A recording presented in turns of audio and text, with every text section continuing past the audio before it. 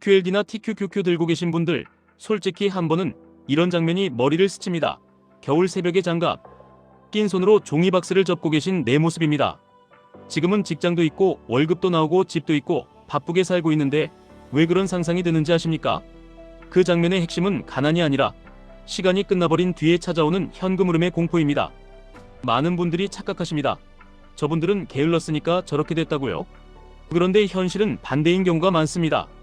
성실하게 일하고 저축하고 세금 내고 자식 키우고 그러다 어느 날 소득은 멈추고 지출은 계속되고 병원비와 관리비와 생활비가 매달 나가고 손에 쥔 자산은 움직이지 않는 덩어리로 남는 겁니다.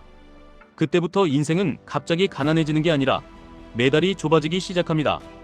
여기서 진짜 잔혹한 포인트가 하나 있습니다. 집값이 오르면 삶도 좋아질 거라고 믿는 순간 눈에 보이는 숫자에 속아서 시간을 잃습니다. 집이 2억 올라도 매달 현금이 200만 원이 부족하면 삶은 더 빡빡해집니다. 집이 5억이어도 팔기 전까지는 통장에 영혼인 날이 계속 옵니다. 그러다 퇴사하는 순간 혹은 몸이 망가지는 순간 그때 처음으로 깨닫습니다. 집 한 채는 나를 먹여 살리지 못한다는 사실을요. 그래서 오늘은 한 가지를 딱 받고 시작하겠습니다. 노후를 가르는 건 자산의 크기가 아니라 시간이 남아있는 동안 현금 흐름 엔진을 만들어 놓았느냐입니다. 그리고 QLD와 TQQQ는 그 엔진을 빨리 키울 수도 있지만 반대로 엔진을 터뜨릴 수도 있는 도구입니다. 칼이 될지 폭탄이 될지 그 차이는 마음가짐이 아니라 시스템입니다. 지금 2030이든 4050이든 공통으로 마주하는 문제가 있습니다. 수명은 길어졌고 은퇴는 생각보다 빨리 오고 그 사이 물가는 계속 올라가고 연금은 불확실해지고 일자리의 질은 내려가고 몸은 예전 같지 않습니다. 그러면 답은 단순해집니다. 결국 내가 멈춰도 돈이 들어오는 구조가 필요합니다. 월급이 끊겨도 통장에 흐르는 물줄기가 있어야 합니다. 여기서 많은 분들이 이렇게 말씀하십니다. 저는 월 140만 원씩 못합니다. 생활이 빠듯합니다. 맞습니다. 힘드십니다. 그런데 더 무서운 진실이 있습니다. 지금 힘든 걸 피하면 나중엔 선택지가 아예 사라집니다. 70세에 새로 시작하는 월 140만 원 적립은 현실적으로 불가능에 가깝습니다. 그래서 이 게임의 본질은 액수가 아니라 시작 시점입니다. 복리는 저축 실력이 아니라 시간을 붙잡는 능력입니다.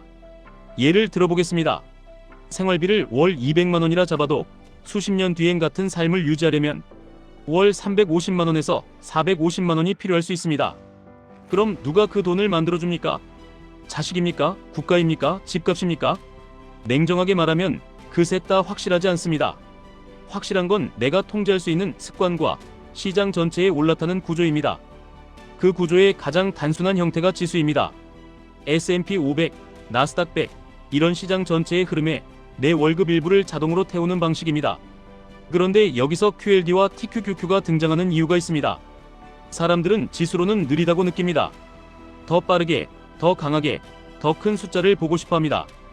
QLD는 나스닥 100의 움직임을 더 크게 확대합니다. TQQQ는 그걸 더 극단으로 밀어붙입니다.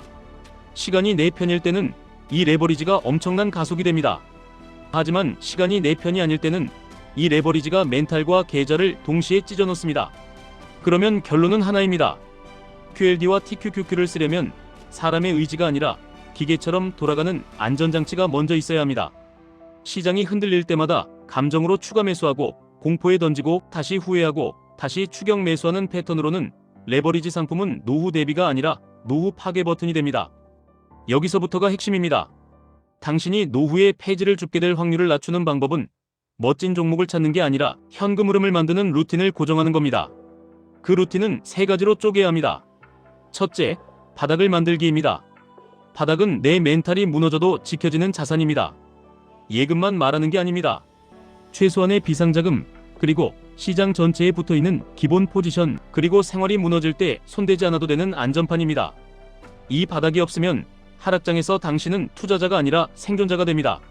생존자는 수익률을 못 냅니다. 생존자는 버티기 위해 팔기 때문입니다.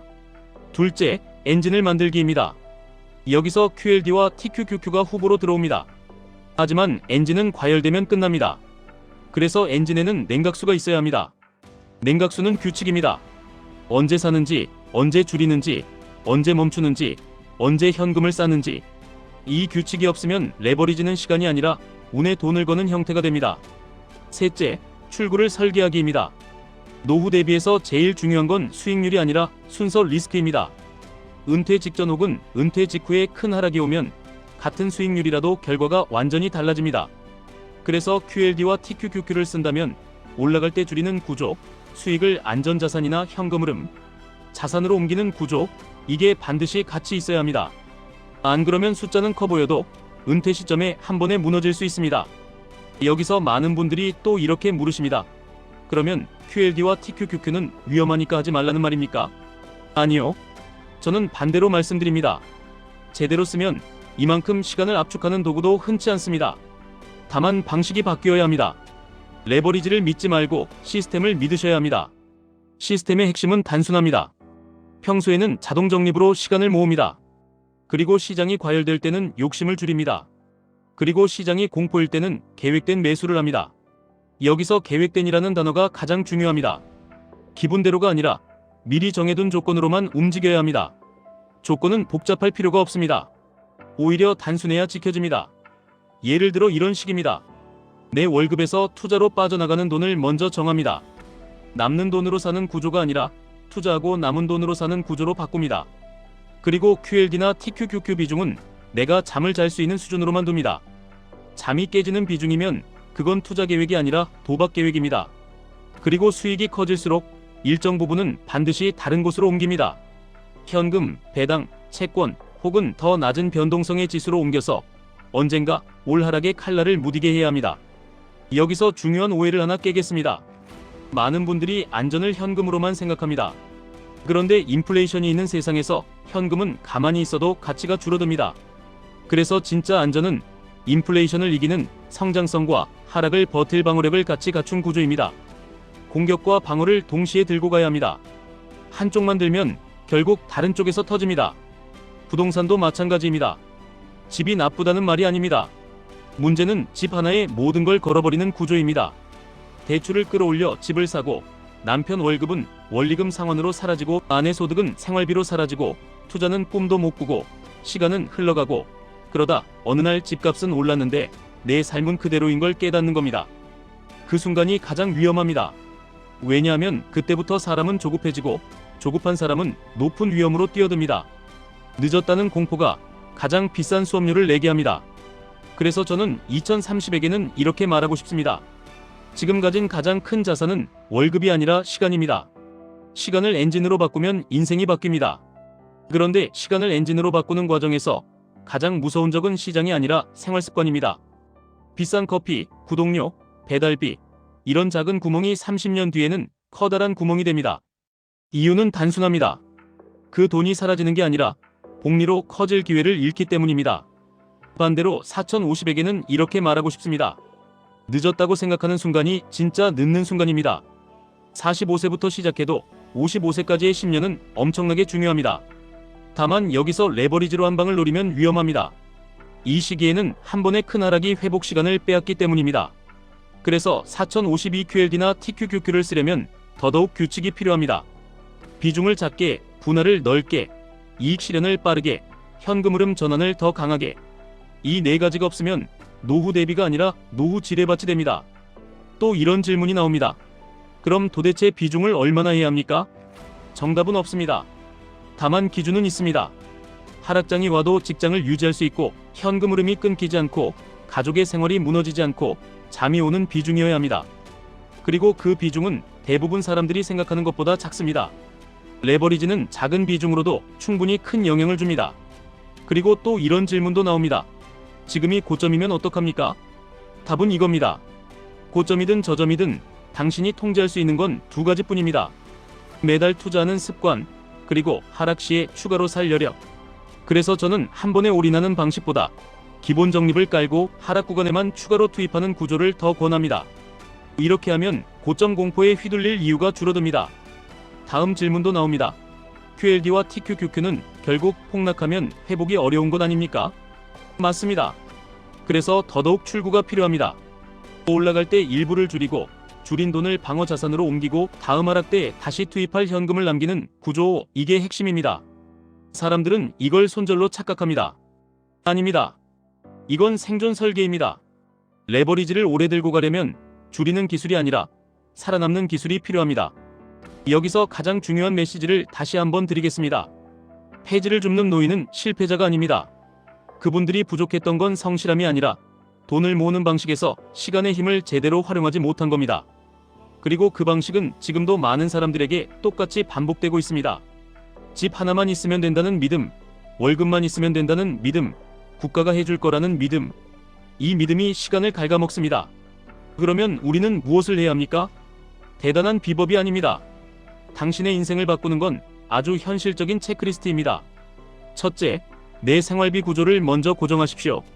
내가 투자할 수 있는 돈이 남는 구조가 아니라 투자하고도 생활이 유지되는 구조로 바꾸셔야 합니다. 고통이 있어야 합니다. 고통이 없으면 변화도 없습니다. 둘째, 자동화를 만드십시오.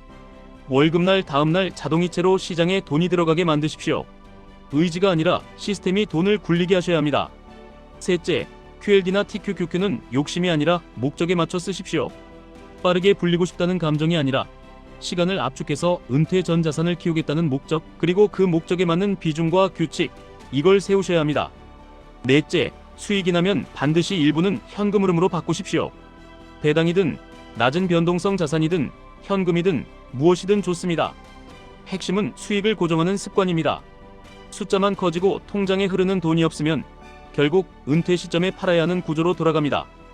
다섯째, 마지막으로 자신을 속이지 마십시오. 나는 집이 있으니 괜찮다. 나는 월급이 있으니 괜찮다. 나는 아직 젊으니 괜찮다. 이 말이 가장 위험합니다. 노후는 갑자기 오지 않습니다. 오늘의 습관이 30년 뒤의 선택지를 결정합니다. 제가 오늘 QLD와 TQQQ를 꺼낸 이유는 간단합니다.